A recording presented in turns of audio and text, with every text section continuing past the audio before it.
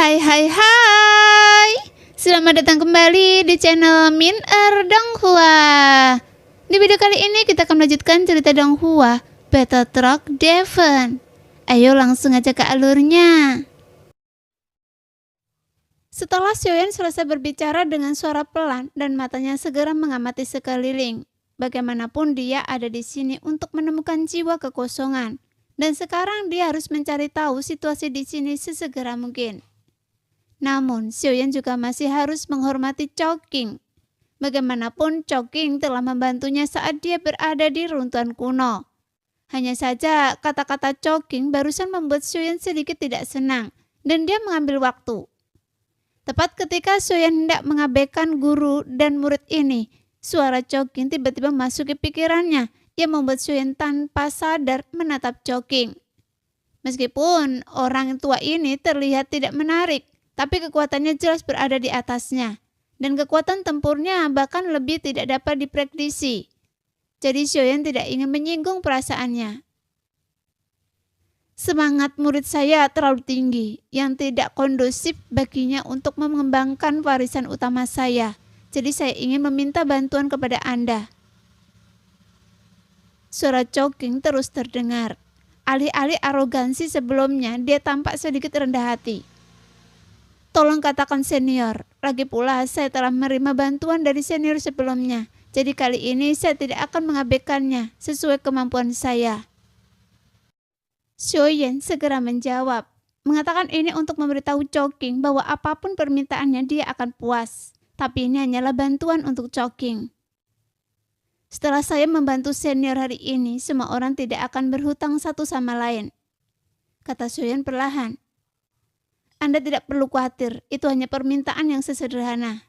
Tolong berikan murid saya ini pukulan yang bagus dan jangan menahan diri.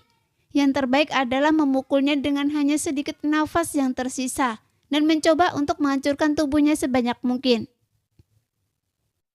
Mendengar apa yang dikatakannya, Chongqing kemudian mengirim pesan lagi yang membuat Xiaoyan sedikit mengernyit karena dia tidak bisa memahami apa yang dilakukan guru dan murid ini. Masalah apa yang Anda ingin buat sekarang, sehingga Anda mengajukan permintaan yang tidak masuk akal seperti itu? Senior, permintaan Anda mungkin tidak tepat. Xiaoyan menjawab dan getir. Karena Chongqing masih menggunakan dirinya sendiri untuk melatih muridnya, tapi metodenya agak aneh. Jangan khawatir, tidak peduli seberapa banyak Anda mengambil tindakan, saya pasti tidak akan ikut campur. Bahkan saya akan memberi Anda sejumlah kompensasi setelah semuanya selesai. Dan saya tidak akan membiarkan Anda menderita. Chongqing mengirim pesan lagi kepada Xiaoyan. Sebenarnya Xiaoyan benar-benar tidak ingin berbicara dengan guru dan murid ini. Tapi jika Xiaoyan tidak setuju sekarang, Chongqing pasti tidak akan membiarkannya pergi begitu saja.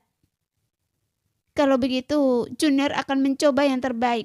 Tapi senior, jangan lupa memberikan kompensasi setelahnya, kata Xiaoyan dengan serius.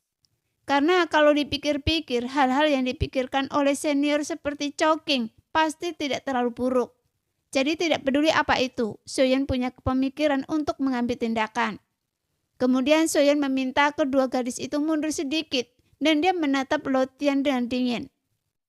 Sebenarnya saya ingat dengan benar, nama Anda Tian Luo kan? Tian Luo, jika kita bertarung saat ini tidak akan terlihat baik. Mendengar Xiaoyan memanggil namanya secara tidak sengaja, mata Luo Tian tiba-tiba bergerak-gerak. Tentu saja Xiaoyan sebenarnya sengaja memanggilnya dengan nama yang salah hanya untuk membuatnya kesal. Anda adalah reinkarnasi yang mulia dan saya pernah menjadi jenderal yang kalah di bawah Anda sebelumnya. Kali ini saya datang ke sini bukan karena dendam, tetapi karena saya ingin berdiskusi dengan Anda. Luo Tian sebenarnya tidak marah atau kesal seperti yang dibayangkan Xiaoyan. Sebaliknya, dia menangkupkan tinjunya dan membungkukkan tangannya dengan hormat seperti seorang junior. Sebelumnya dalam pertempuran di Tanah Kekalahan Dewa, semua tubuh fisik Gu Zhongsheng yang diperoleh Luo Tian direbut oleh Xiaoyan. Dan dia hampir hancur pada akhirnya. Jadi secara logika, Luo Tian seharusnya sangat membenci Xiaoyan. Saat itu semuanya diatur oleh Kapten Jin dan saya sangat menghormati Anda. Jadi saya ingin berteman dengan Anda, tetapi saya juga ingin menjadi musuh seumur hidup Anda. Setelah suara Luotian jatuh, tubuhnya tiba-tiba memancarkan niat membunuh yang kuat. Kemudian dia menatap Xiaoyan dengan tatapan tajam, menggerakkan tubuhnya dan langsung bergegas menuju ke arah Xiaoyan. Namun apa yang dikatakan dan dilakukan Luotian membuat Xiaoyan menganggap orang ini cukup menarik. Meskipun dia ingin bertarung dengannya, dia tetap diam ketika berbicara dengan Xiaoyan sebelumnya. Jadi orang ini benar-benar tidak bisa menyukainya. Dengan pelajaran sebelumnya, tubuh Luotian bersinar dengan guntur hitam, memancarkan aura yang agak menakutkan dan kemudian berubah menjadi beberapa sinar cahaya yang tajam. Tiba-tiba dia langsung menuju ke Xiaoyan dengan sangat cepat. Tepat ketika dia mendekat, naga api tiba-tiba muncul di sekitar Xiaoyan, berputar-putar dan langsung mematikan cahaya Luotian. Namun di saat yang sama, naga api itu meledak seketika yang menyebabkan Xiaoyan mengecilkan pupilnya. Sungguh kekuatan aturan yang aneh. Gumam Yi Beijing dengan aneh, tapi reaksinya juga tidak cepat atau lambat. Karena tidak peduli apa yang dilakukan Xiaoyan, dia sepertinya bisa menunggu dan menonton dalam diam. Sungguh aneh bahwa hanya kekuatan aturan yang bisa memiliki kekuatan penghancur yang begitu mengerikan. Mendengar itu, Xiao Yueli juga mengangguk dan berkata, "Anda adalah putrinya dan Anda juga sangat cantik. Bolehkah saya menjadi ibu baptis Anda?" Kata Ye Beijing sambil segera mensenyum main-main. Namun Xiao Yueli berhenti ketika mendengar kata-kata itu, lalu mengabaikannya. Bagaimanapun pertempuran ini sudah terjadi antara Xiaoyan dan Luotian. Meskipun alam Luotian adalah keabadian dewa tingkat kedua, tapi Luotian juga memiliki tingkat bakat tertinggi dan bahkan hampir bisa mengejar ranah Xiaoyan dalam waktu singkat. Yang selanjutnya menggambarkan betapa luar biasa Chongqing melatihnya. Sehingga dia bisa berkembang begitu cepat, jadi tidak peduli bagaimana caranya. Itu juga membuat Xiaoyan ingin memuja Chongqing sebagai gurunya. Namun petunjuk kekuatannya juga dapat ditemukan dari serangan Luotian. Hanya saja kekuatan aturan yang dia pahami juga sangat misterius. Karena berbeda dengan aturan api dan guntur, sinar hitam yang menyambar pertama kalinya lebih seperti konsepsi artistiknya sendiri. Apa jalan terakhirnya? Xiaoyan memiliki keraguan dalam pikirannya dan mengikuti apa yang dikatakan Chongqing untuk menentukan apa yang telah dilakukan Luotian. Tuar! Tiba-tiba suara ledakan keras bergema. Saat kedua tinju keduanya bertabrakan dengan keras. Bagaimanapun keduanya terlibat pertarungan dengan tangan kosong yang sengit sejak awal. Dan tinju mereka terus bertabrakan hampir dengan metode yang sama. Bahkan hanya dalam beberapa saat, mereka saling melepaskan ratusan pukulan secara bersamaan. Namun meskipun Luotian memang memiliki kekuatan, tapi kekuatan tempur semacam ini masih jauh dari cukup untuk melawan Xiaoyan. Pada saat ini, tanda bintang 7 di antara alis Xiaoyan tiba-tiba berkedip dan kekuatan fisik yang lebih kuat tiba-tiba meledak dan dalam tabrakan berikutnya membuat Luotian menjauh. Menurut apa yang Chongqing katakan karena dia diberitahu untuk tidak menahan diri, jadi Luotian harus ditangani sesegera mungkin.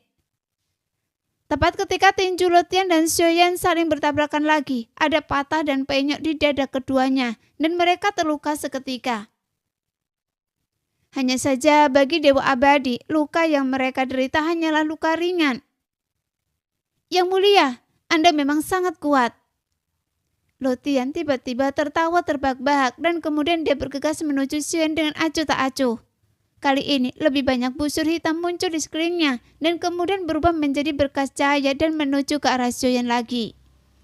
Bahkan di bawah sinar cahaya ini, segala sesuatu di sekitarnya langsung dihancurkan. Segera nyala api Xiaoyan juga langsung melonjak dengan ganas dan langsung melawan kekuatan aturan Luotian. Keduanya benar-benar muncul bersama. Setelah berjuang sejenak yang membuat sinar cahaya Luotian juga langsung menghilang dalam nyala api Xiaoyan. Tapi Luotian tidak berhenti sama sekali dan dia terus menyerang Xiaoyan dengan tatapan penuh tekad. Seolah-olah dia tidak akan menyesal apapun yang terjadi. Tepat ketika Xiaoyan menyaksikan Luotian yang mendekat, dia tiba-tiba mengambil beberapa langkah di udara. Kemudian dengan suara gemuruh yang membengkakkan telinga, bayangan kaki meraksasa langsung mengembun hampir seketika. dan dia segera menyapu ke arah Lutian dan langsung menghantamnya. Tuar! Dengan suara teredam, tubuh Lutian terlempar ke belakang dan dia langsung menyemburkan seteguk besar darah dari mulutnya. Bagaimanapun dalam serangan Xiuyan, dia langsung mengambil 5 langkah berturut-turut. Adapun alasan mengapa dia tidak menggunakan 2 langkah berikutnya adalah karena dia takut dia akan membunuh Lutian secara langsung jika dia menggunakan terlalu banyak kekuatan. Nah, demikianlah video hari ini. Terima kasih sudah selalu menonton video Min Er sampai selesai. Sampai jumpa lagi di video selanjutnya. Bye-bye.